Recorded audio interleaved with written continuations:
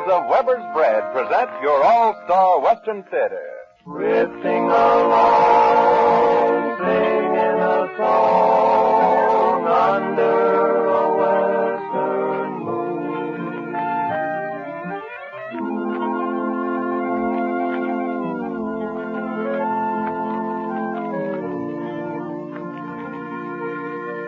Yes, it's your all-star Western Theater, brought to you by the bakers of Weber's Bread. Featuring Foy Willing and the Riders of the Purple Sage, Colleen Summers, Weber's grand host, Monty Montana, and his special guest, Western Pictures hard-riding, straight-shooting, cowboy-singing star Tex Ritter, in the title role of our Western Theater production of Billy the Kid. My name is Cottonseed Clark, and here are the Riders of the Purple Sage. Yippee-yay, yippee-oh, in the day, home we go. For a cowboy has to sing, and a cowboy has to yell, or his heart would break inside of him at the gate of the home corral. When each new day is born, I go riding, yippee-yay, on the wide open plains I roam, yippee-oh, till the sun in the hills goes hiding, yippee-yay, there will always be that when I get home, yippee-yay, yippee-oh, in a day, home we go. For a cowboy has to sing, and a cowboy has to yell, or his heart would break inside of him at the gate of the home corral. There's a tired pony glad that it's over, yippee-yay, song in my heart so am I, yippee-oh, for tonight we'll be dreaming of clover, yippee-yay, and we always will till the day we die, yippee-yay, yippee-oh, in the day home we go. For a cowboy has to sing, and a cowboy has to yell, or his heart would break inside of him at the gate of the home corral. Yes, folks, the bakers of Weber's Bread have planned a grand half hour of Western entertainment, which we all hope will be to your liking about this time of day. And now a word for Weber's Bread from Ed Chandler. In the tradition of the Old West, hospitality plays a mighty important part. Yes, Western hospitality is world famous. Certainly a part of that Western hospitality is the fine meal served to all who come to visit, friend and stranger alike. And of all the good food served, good bread plays its important part.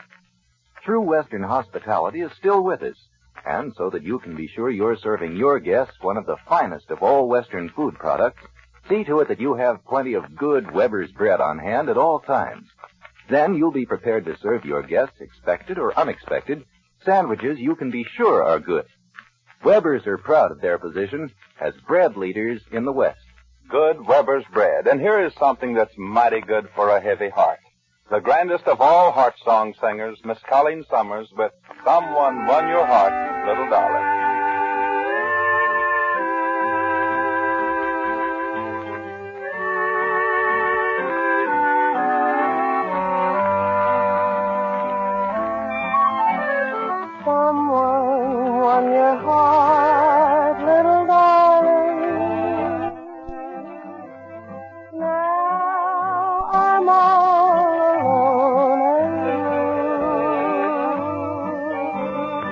Someone took my place and left an empty space in my heart when I lost you. So you found another, will you think of me as the one who loves you so? Someone won your heart, little darling. I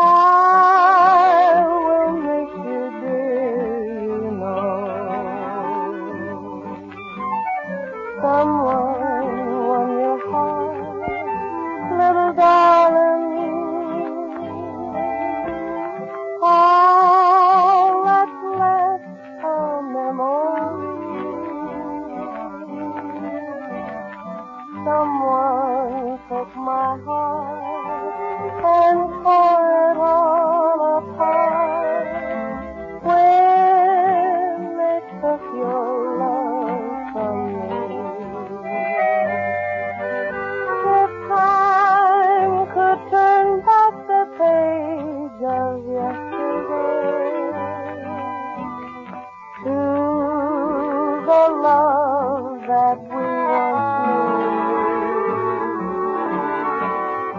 Someone won your heart, little darling.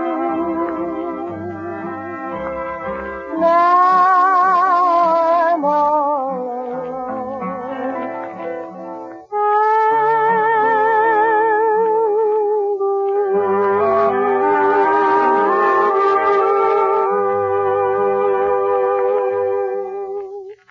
It was Bull Rogers who once said, "I never met a man I didn't like."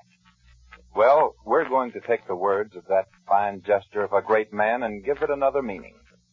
Here is a man of the West that is liked by every person that ever met him. Friends and neighbors, one of the greatest cowboys of all time, Weber's All-Star Western Theater host, Monty Montana. Howdy, ladies and gentlemen, and boys and girls, and cottonseed. It makes me feel pretty good to have you say such nice things about me. Well, Monty, all the folks who know you know that I'm dead right. And I also know that's why the folks at Weber's are proud to have you represent them. But I'm not trying to embarrass you before all of these folks, so suppose you just break down and tell everybody what the All-Star Western Theater has in store for them today. 3 things, cottonseed. One is the story of the Old West, the life of that notorious bad man, Billy the Kid. And number 2 is? That great star of Western pictures and my mighty good friend, Tex Ritter. And here he is in person. Hello, Monty, ladies and gentlemen. Well, Tex, I guess... Just a minute, Monty. You're kind of rushing me, boy. Yeah, how's that? I said, howdy, ladies and gentlemen. You didn't give me time to say hello to the boys and girls. For that, Tex, I owe you a real apology. If it wasn't for the boys and girls, us Western folks wouldn't be in business. You're right there, Tex. They've been mighty good to me, too. Besides, they eat a lot of Weber's bread. Would you mind saying that again? You heard me. Now suppose we get into our story of Billy the Kid. Mighty fine. Now, just a minute, Monty. You're overlooking something. You said you had 3 things in store for the folks. So, what about number 3? I was coming to that, and it's a surprise for you, Tex, as well as for the folks listening. A good friend of ours dropped in to give us a hand with our story of Billy the Kid. Another great favorite of the Western screen, Dennis Moore. Hello, folks. How you, Tex? Now, anything can happen. Now, don't start on me, Tex, or I'll tell the folks how I whipped you in that last picture we made together. Dennis, you and Tex kind of let up on each other now, and we'll get on with our story.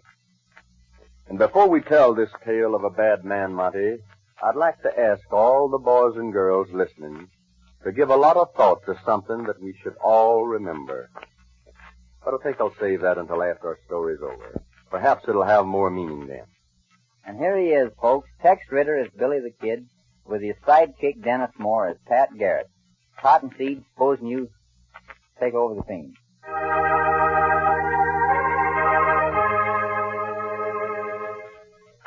The story of Billy the Kid is that of a boy whose opportunities in early life were far removed from the career he followed, that of a ruthless killer.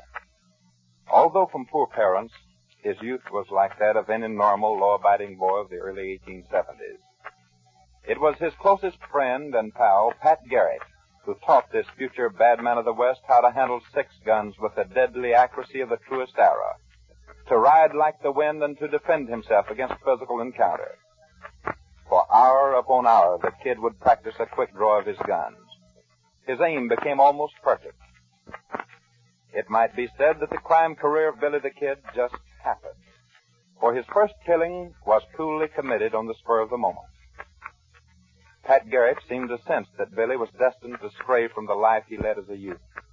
The kid was a little too boastful of his ability with the gun.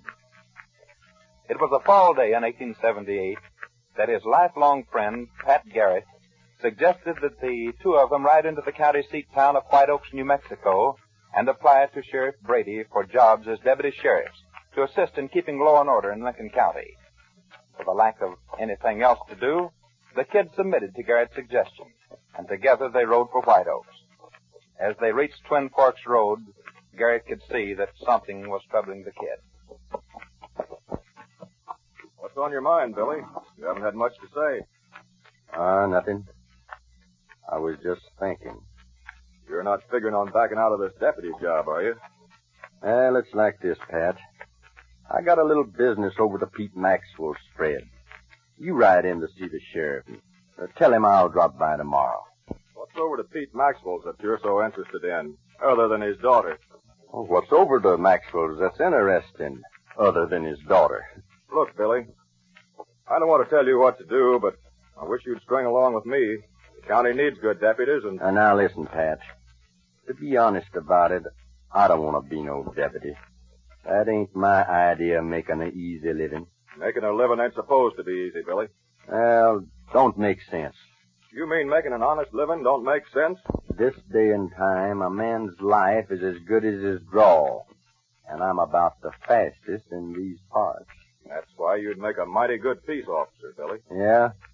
Then tell me why I should be working for the sheriff when I know more than he does. He should be working for me. You've got the wrong idea, Billy. And if you keep on thinking that way, them guns of yours might get you in a whole pack of trouble someday. I'll be the judge of how to handle my guns. Right now, I'm taking the left fork for Pete Maxwell's spread. I wish you'd change your mind. Sorry, Pat, but we don't think alike. I'll see you later.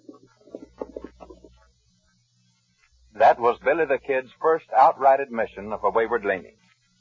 Billy and Maxwell's daughter seemed to hit it off pretty well together, but during the next 2 or 3 weeks, he paid steady court to her. It was rather late one night when the kid left Maxwell's place and rode into White Oaks, apparently to pass the time of night at Peg Martin's palace. He dismounted and strolled through the batwing doors up to the bar.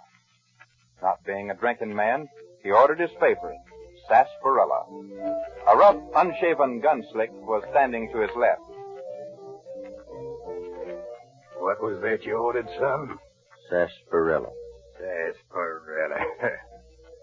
Yeah, you must be the teetotaling hombre they called Billy the Kid. That's right. I hear tell you mighty handy with your shooting irons. That's right. I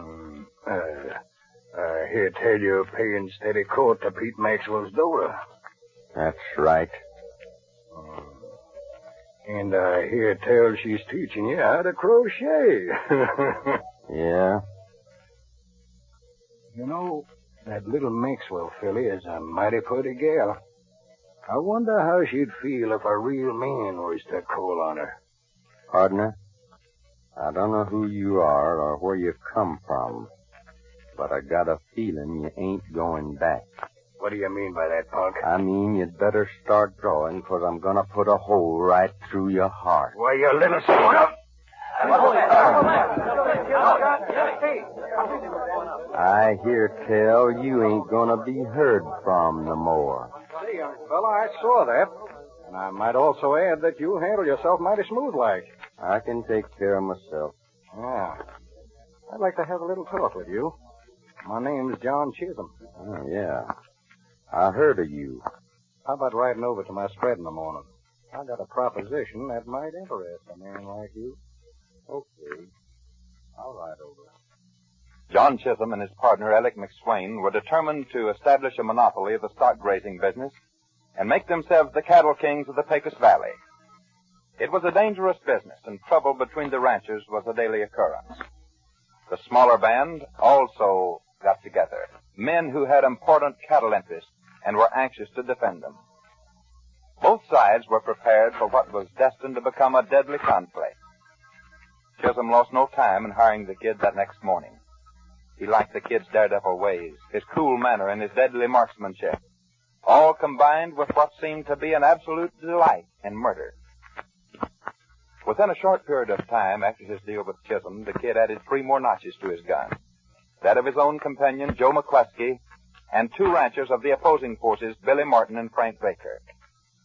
The news of the killing spread fast, reaching the ears of Sheriff Brady and his deputy, George Heineman. Now the kid was a hunted man. Early one Thursday morning, Sheriff Brady and Heineman rode for the home of the kid. Knowing of his record of cold-blooded killings, they fully recognized the fact that their chances of coming back alive were hardly even. I don't like this, Brady. You're not afraid, are you, George? No, not exactly.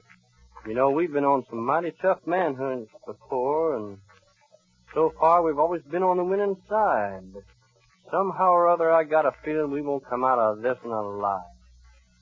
As the sheriff and Hindman approached the kid's spread, little did they realize that they were in the focus of a powerful set of binoculars in the hands of Billy the Kid. What do you see, kid? Who are they? The law. 2 of them. On horseback.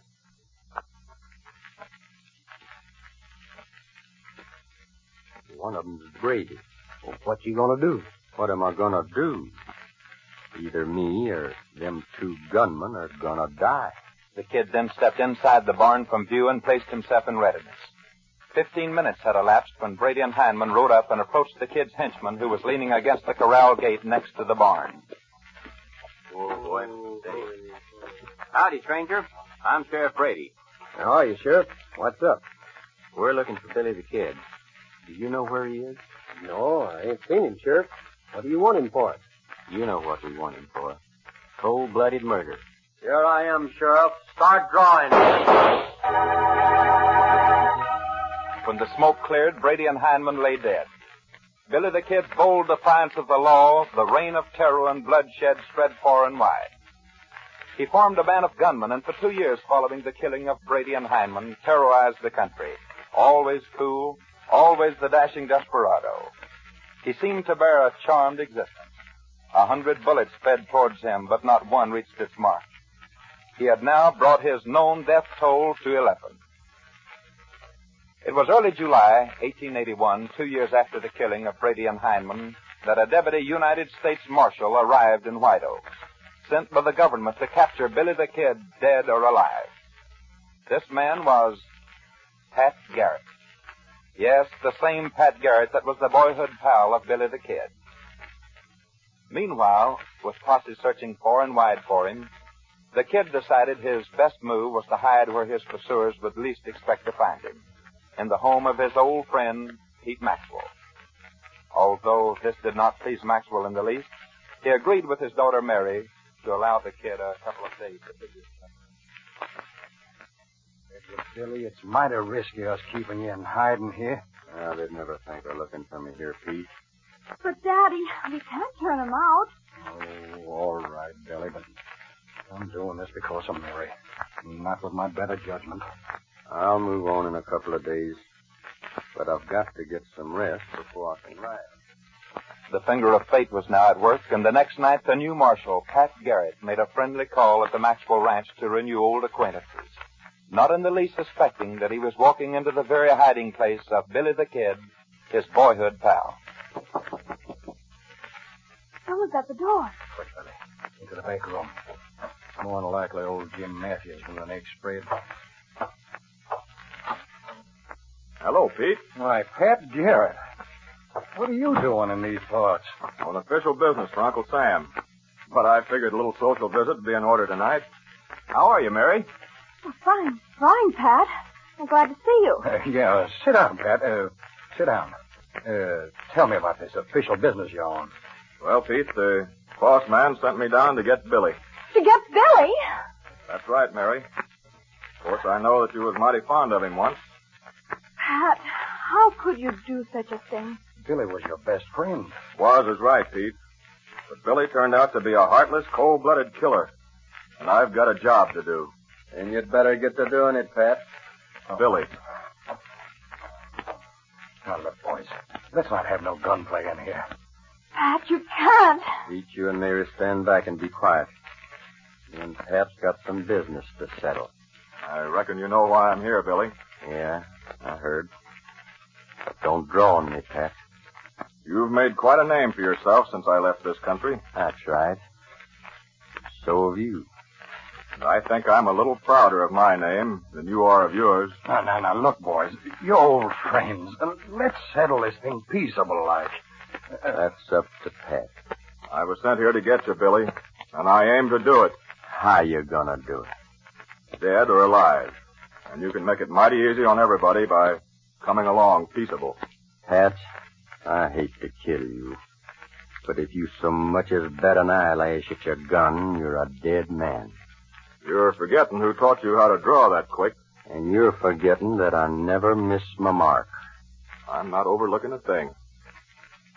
You still thinking about drawing on me? Right now, Billy, I'm thinking about that morning when you and me headed down to town to become deputy sheriffs. We came to a fork in the road. Remember? Yeah. I took the left fork. And I took the right fork. Let's ride in together this time, Billy. It'll be a lot easier that way. I reckon you'd better draw, Pat. This is the crossroad again. That's right. And I'm still taking the right road. Sorry, Billy, but I had to do it. I reckon you done me in, Pat. This had to come someday. Oh, I guess so, but I hate that it had to be you that did it. You beat me to the draw and fired first. I've never known you to miss your man before. Didn't see you, Pat. Didn't see me? Something crazy happened. Just as I reached for my gun, I saw a fork in the road. And I fired in the wrong place.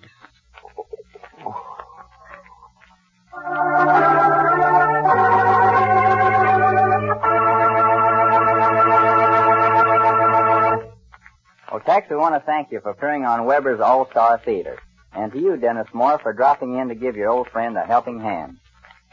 It was a real pleasure, Monty. And now, Tex, that special thought to the boys and girls you mentioned just before our story.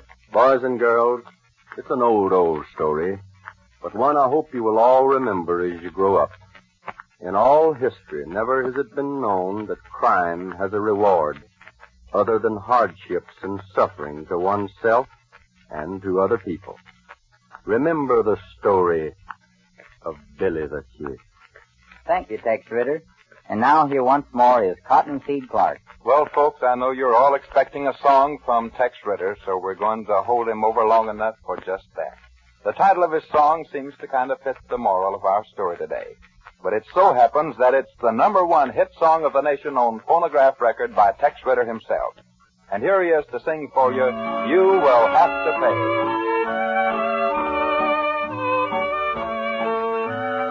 You will have to pay for your yesterday.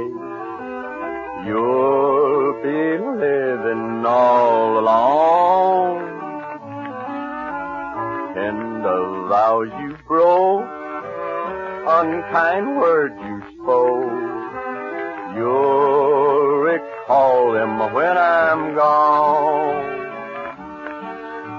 I was good to you, and you know it's true. I tried to please every way. You walked on my heart, broke it all apart. But someday you'll have to pay. You will have to pay for your yesterday. It will all come home to you. You'll pay for your sin time and time again. I won't even pity you. I was good to you, and you know it's true. I tried to please every way. You walked on my heart, broke it all apart. But someday you'll have to pay. So long to you, Tex Ritter. Come back and visit with us again real soon. Been mighty nice, Cottonseed, Monty. So long, folks. So long, Tex. And now here's another word from our friend Ed Chandler. Friends, in the days of the Pony Express and the Wells Fargo stagecoach, the watchword of the day was dependability. Cross-country travelers could depend on the old stagecoach arriving at its destination. The United States Mail Service, in great measure, depended on the Pony Express. Yes, dependability was and is a fine characteristic of any service or product. And I'd like to tell you a little bit about the dependability of Weber's bread. When you serve Weber's good bread, you can always depend on its flavor, texture, and freshness. It's uniformly and scientifically baked of the finest ingredients to assure that dependability. To say it simply, Weber's bread is always good bread. Yes, Weber's bread is always good bread. And here once more is America's great Western singing stars, Foy Willing and the Riders of the Purple Sage, Al Sloey and Jimmy Dean, a-heading down Santa Fe way. Riding down to Santa Fe, just beyond the mountains and across the way. See that sun hang low in the west. Oh, the land I'm loving the best. Here we go, my old fellow. Gotta see a preacher about a gal, so let's burn the trail and yonder we'll go. Riding down to Santa Fe, hey, riding down to Santa Fe.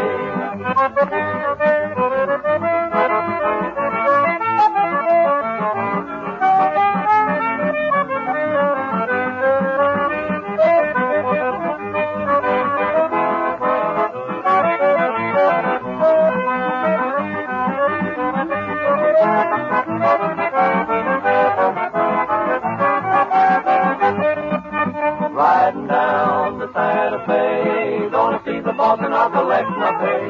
Need $100 or more to get that ring she's been waiting for. Don't be slow, I hope and oh, she'll be there waiting at the door. So let's burn the trail and yonder we'll go. Riding down to Santa Fe, hey, riding down to Santa Fe. The Riders of the Purple Sage. You know, folks, people in different parts of the country have different ideas about the cowboy, his life, and his habits. But folks who really know him can vouch for one thing. A cowboy has religion.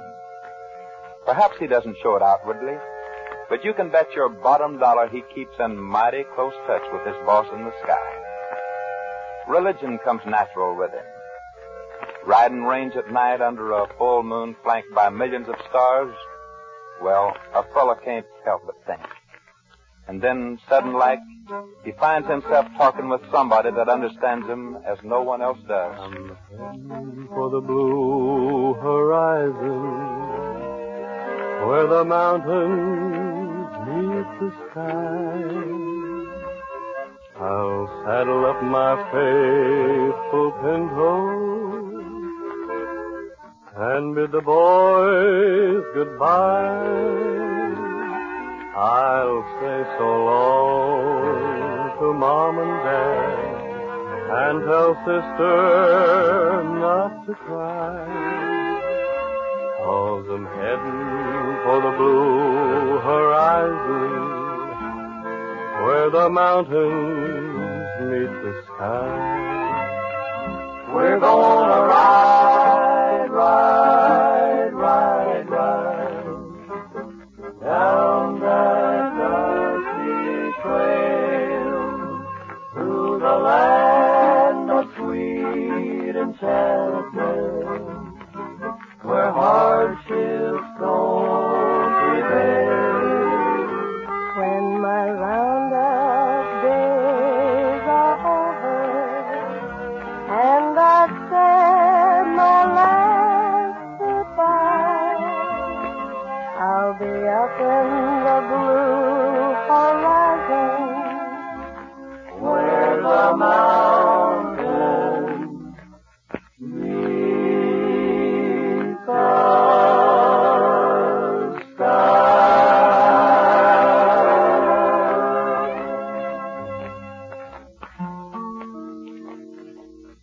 drifting along, singing a song under a western moon. The bakers of Weber's Bread have presented your all-star Western theater with Foy Willing and the Riders of the Purple Sage, Colleen Summers, Weber's Western host Monty Montana, and his special guests Tex Ritter and Dennis Moore. Next week, Monty's guest will be Johnny Mac Brown, famous star of Western pictures and the story of Wild Bill Hickok. The Riders of the Purple Sage appeared through the courtesy of Republic Pictures. Until next week, then, this is Cottonseed Clark, reminding you to get Weber's Bread next time. You'll never have to be reminded again. Weber's Bread is good, and it's good for you. This is a V-Bear production. All and round